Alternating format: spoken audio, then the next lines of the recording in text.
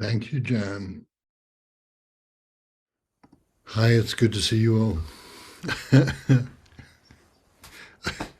Just makes me happy coming in. Happiness has no reasons. That's an important thing about what that which comes out of the dark as a gift. When we stop reaching for things, they come to us. And we get offerings from the universe.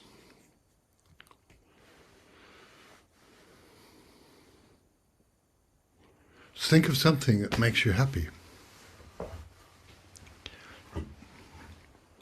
Easy for kids, you know.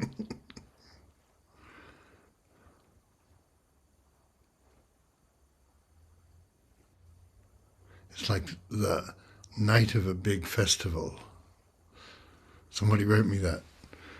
The night of the big, growing up, Islamic, the night of the big, before the end of the big feast. And said, that's what it's like going into Sesshin. So we have that. It's always available. And I just look out the window and like the first apricot blossoms are here. That's kind of an easy one. It's a bit of a cliche. Nonetheless, it's real. They're beautiful. And they touch my heart. And there's something about lying down. I have that lying down to go to sleep. And I think it's something about we surrender and the world carries us. And something nice about surrendering and having the world carry us, not fighting with it. And all the things I could do if I were awake. The world doesn't care, really. The Tao holds us. So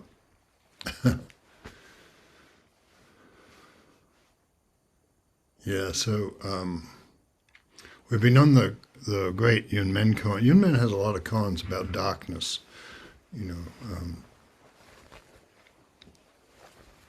the one we started with was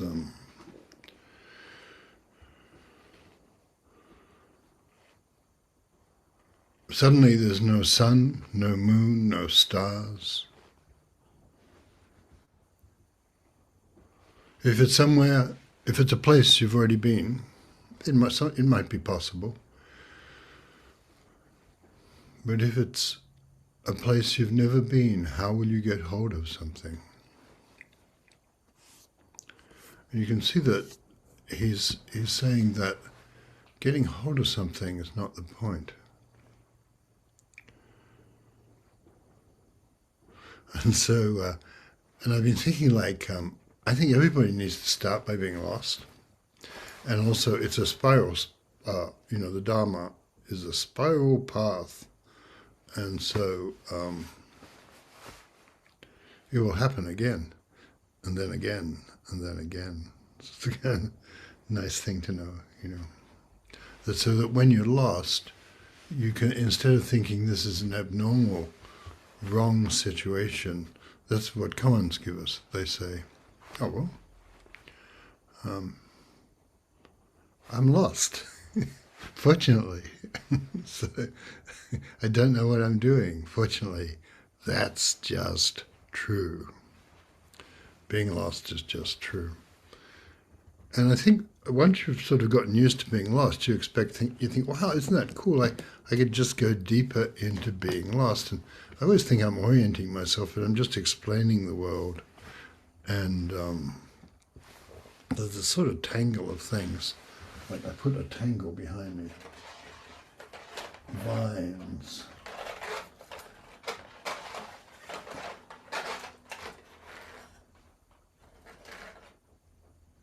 And any way you move them, they're tangled. So they're just starting, the spring vines are just starting here. And I often like making flower arrangements with the tangles. And they like our thoughts, but they're beautiful too, our thoughts. And they're tangled. So you don't have to, and we're always working it out. All of these ways we're working it out. Well, what is the explanation? What will happen if what will happen, and that can be, it can be so many things. What will happen to my diagnosis? I have a friend who's going through really dark, a close family friend who's going through really dark diagnostic process at the moment with cancer and stuff. And what will happen next? It's like, it's dark, we don't know. And what will happen next is we're here. No matter what, we're here. And there's something marvelously freeing about that. It's like going to sleep. I can really enjoy going to sleep. Like that. And so the cue and put the little boat on my altar too. And I don't know if you can see it, but anyway, the little card and the little boat. So, and a little snowflake. Snowflakes just get carried too, yeah, don't they? Through the silence. So when things when you think, well, I'm lost. I'm sort of getting used. I don't like being lost, but I'm sort of getting used to it. What happens next? Then you get into real trouble. So it's the same thing. So then the next koan, I would say, tonight the next koan is, you are hanging from a branch by your teeth.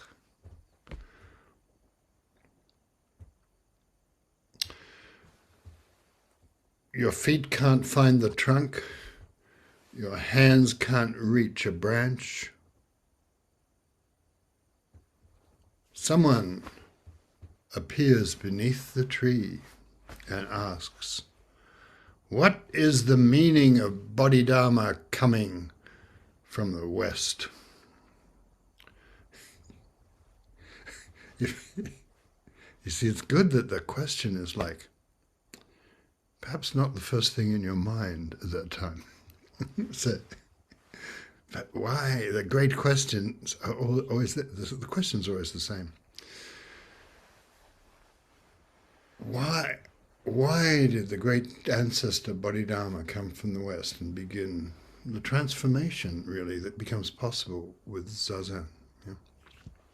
He carried that from India. So why? And if you do not answer, you fail in your duty towards a sincere questioner. If you do answer, you lose your life. What will you do? And and I like that this is, like all good predicaments, there's a little clue in this predicament, because it's kind of impossible, because if you're hanging from a branch by your teeth, you can probably think, reach, but no, not in this universe. You can't reach anything with your hands or your feet. And you know how it's going to happen. And maybe you're up one of those, like you're 200 feet up a California redwood. Or perhaps you're only 100 feet up a really big oak tree. I really want to tell the story of this teacher because it relates to our theme of being carried in the dark. He was a brilliant student, and he had tremendous, one of those people with a photographic memory, and he could read a text and just remember it. And so he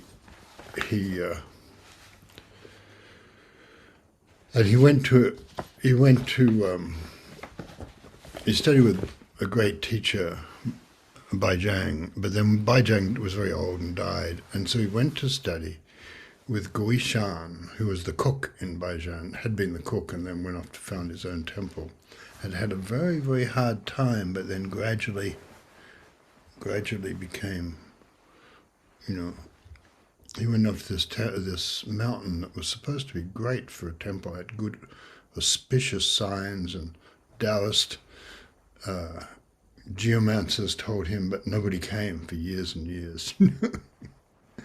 And just as he was about to give up, things changed, and he became a famous teacher. So this guy, Xiang Yan is his name, the guy whose koan is the koan up a tree. He went off, his teacher, one teacher died, he went off to study with another one. And so then he said, And the teacher gave him, quickly, without thinking good or evil, what is your original face before your parents were born? What is your original face before your parents were born? And this is actually a kind of much used Zen koan, really one of the first koans, and sometimes used, but it's kind of hard to. It's hard to get hold of, really. So he was given that, and he worked with it sincerely. And you can see that quickly, without thinking good or bad, quickly, like right now, it's happening right now, you don't need to prepare to be here. Somehow important. But he couldn't work out that bit about my original face before my parents were born. So he was lost. Again, he was lost. And so when you're lost, that's another way of saying, I'm lost, right? I can't get rid of it without thinking good or bad. That's a really big thing, you know. Someone comes to a Zen teacher and thinks, the teacher will judge me if I do not have the answer to my koan. The teacher will judge me. It's got nothing to do with that, really, does it? If you think about it, it can't be if you don't have an answer to your koan. It must be, I just think people will judge me. And that can't be people, it must be you. I just think I'll judge me. That's probably true. So I'll go to the teacher and I'll judge myself for how I did. And then I'll blame the teacher. In fact, you could just cut out the teacher. The teacher could just have, there could be a statue in there. And a cardboard cutout. Soen Nakagawa, who's in our lineage, and I have a calligraphy of his on my wall, he would do funny things to point this out, where one time people would come into the interview room, the Dokusan room, and you bowed across the threshold and you bowed to the seat, and then you didn't really meet the Roshi's face until you stood up in that old Japanese system. You sat up, and there wasn't Soen Roshi, there was a pumpkin sitting in the teacher's seat. So that was his, that, quickly, without thinking good or evil, what is your original face? You may not be making best use of the teacher. You may just need a pumpkin.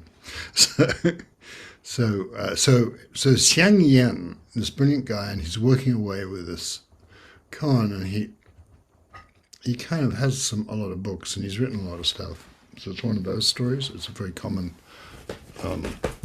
not common, but it's common to all of us. We think the answer is in the book, and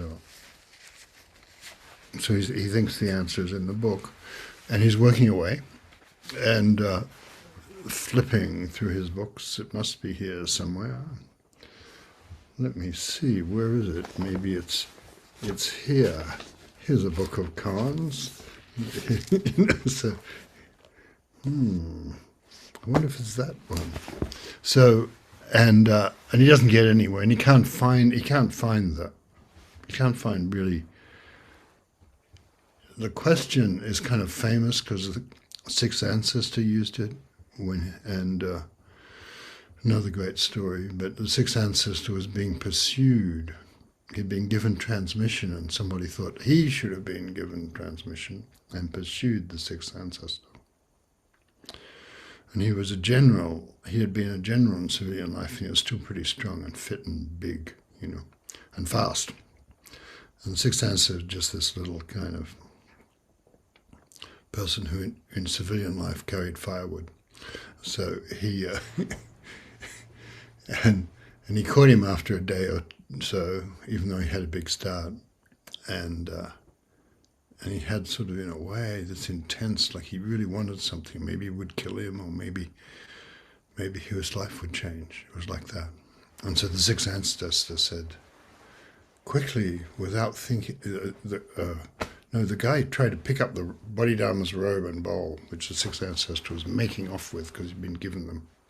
And so the guy tries to pick it up, but he gets overwhelmed by what he's doing, and he freezes, and he can't. The robe is as heavy as a mountain; he can't pick it up. So it's one of those stories, The Tao does not agree with you taking this robe away.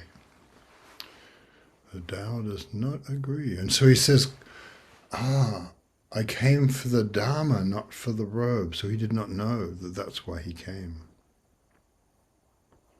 It's kind of interesting, isn't it, that we don't know why we come, and we think we want all these things. We think we want to be good, or we want to be a star at something, we want to be the one in charge. There's something kind of nice about him saying, I came for the Dharma, not for the robe. And so then what? He said, and the six ancestors are sitting there like wondering if he's going to get killed or what. But instead he gets asked this question. And, okay, very good, I can do that. And he says, quickly, without thinking good or evil, what is your original face before your parents were born? And the head monk, Ming, the head monk, just broke out in a sweat and started shaking, and tears came to his eyes, and he had a great awakening. And so that koan is associated then with the sixth ancestor. So, and Shang Yan received that koan from Guishan hundreds of years later. But he didn't have the instant rapport with it that in the story the first time it was used. So he worked with it and looked through his books. And he came back to his teacher. This thing about the original face, he said, I really can't find the answer anywhere, and it's tormenting me. I can't sleep. And the teacher said, very good. And he said, no, I really... from the teacher's point of view, it's going pretty well. So that, in other words, it's pulling him out of the world he knows and constructs and strings together. And the headlines he's telling himself every day. So he pulls himself out of that. So it's pulling him out of that, but it hasn't pulled him through, and he's stuck. We might say it's the same. He's in the dark. And we can see then the profound nature of being in the dark. And you'll experience that yourself if you go through session and find a time in the dark. It means there's a nobility in that. You're being sincere, So trust your own sincerity and trust it when you're in the dark. It doesn't feel good, or may not feel good, but I don't know. You can get to enjoy it. So, being in the dark. So he says, you must tell me, please. And Goishan, who's a great master, said, I could tell you, but you would blame me later. It's something one has to have in one's own heart. One has to have for oneself. And so Shang Yan kind of, in a way, acknowledged that, and he decided he just wasn't talented enough. So he became very humble, and he decided to go off and become an anonymous gardener at the grave of the sixth ancestor. And there was a little temple around the grave and so on. And he said he'd go off and do that. And he did. And he went off and did that, and was sort of, local people would feed him, and his role in the community was to sweep the garden, prune the trees, mainly just very humble things, sweeping the garden. And one day he was sweeping the garden, and a pebble flew up and hit a bamboo and went tock, like that, and he awakened. Strange thing. Just like that. And you know, it's not our business how we awake or when we awake, but you know, train whistles might do it, or you don't really know. You just wake up one morning and everything is clear, you know, like that. It's a real thing, you know. You do step through a gate. And so then he went back to the temple and said, "Hey, this thing happened to me." And he said to Guisha, and he said, "One talk, and I've forgotten all I knew." I didn't need all that discipline at all.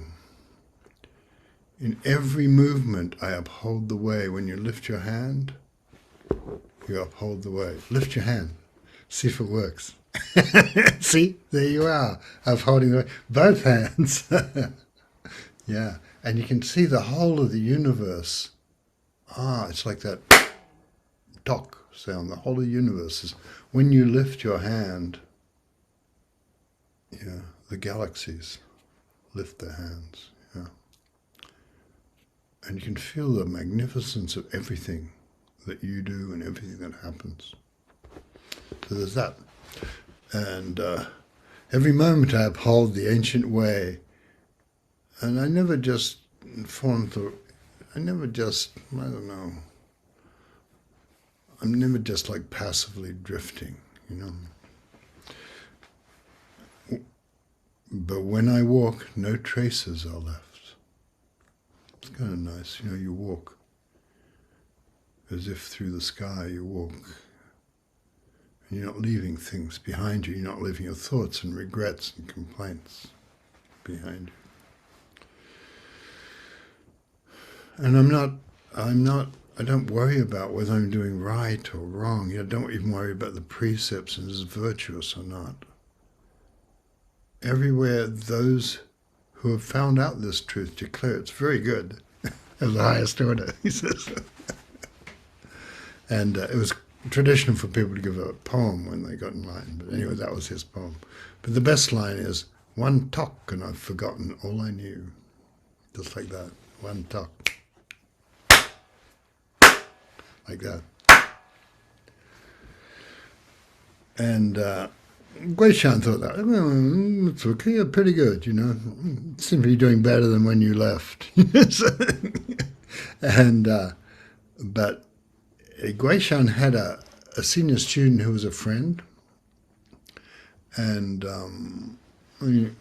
people lived together and knew each other for many years, just the way, this is something we like the Chinese teachers in, we put up with each other for a long time, enjoy each other's company, and follow the Dharma together. And so his successor was Yangshan.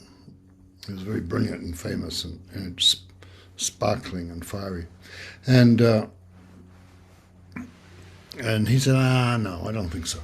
It's like, and so the person who'd had the enlightenment experience with the one talk said, last year's poverty was not true poverty. Last year's darkness was not real darkness.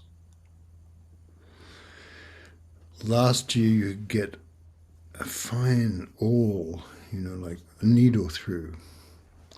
But this year, there's not even the awl. Even the awl is gone. And Yangshan said, well, this is, you know, you've attained a pretty good kind of Zen, but you don't even have a glimpse of the great Zen. So he's like a very annoying teacher, Yangshan. So he said, you know, great Shan accepts it, but I do not accept it. That's rather wonderful. And Yangshan had a mouth. And so then he says, and he says, you've got to do better than that. And he said, I have a single potential. It can be seen in the twinkle of an eye. If you still don't understand, call the newest person in the temple and ask them about it. And that even convinced Yangshan. So the newest person in the temple hasn't trained themselves, hasn't, you know, probably feels clueless. Maybe other people think they're clueless. Maybe you think you're clueless. Yeah. I haven't really studied long enough. I've only been at it 40 years or 5 minutes. And he said, so it's in everyone, so it's in, you know how that is. You hear a bird and you can tell, oh, the bird has it. It's a tremendously touching thing, yeah. And the apricot blossoms coming up, boom, boom, boom, just the way the stars come out, boom, boom, boom. Something you do with apricots and stars, And everything has it. The twilight coming on here in NorCal, the twilight is coming on.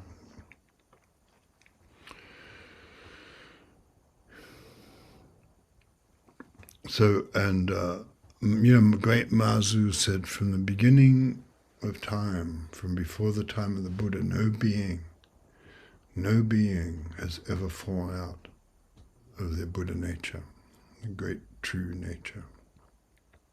So that's what Yang Shan was pointing out. And that's why he was convinced. He said, well, ask the newest person. And even when he went away, and he couldn't get his con, and he went away, and he did something sort of faithful and something that was true for him and related to his con. He went away and swept the garden. He might have been meditating, but he might have not been meditating. We don't know. And it doesn't really matter because he was being carried. He was being carried in the Tao when he did that. Kind of cool thing. And it's one of the great, it's a great story in that way, I think.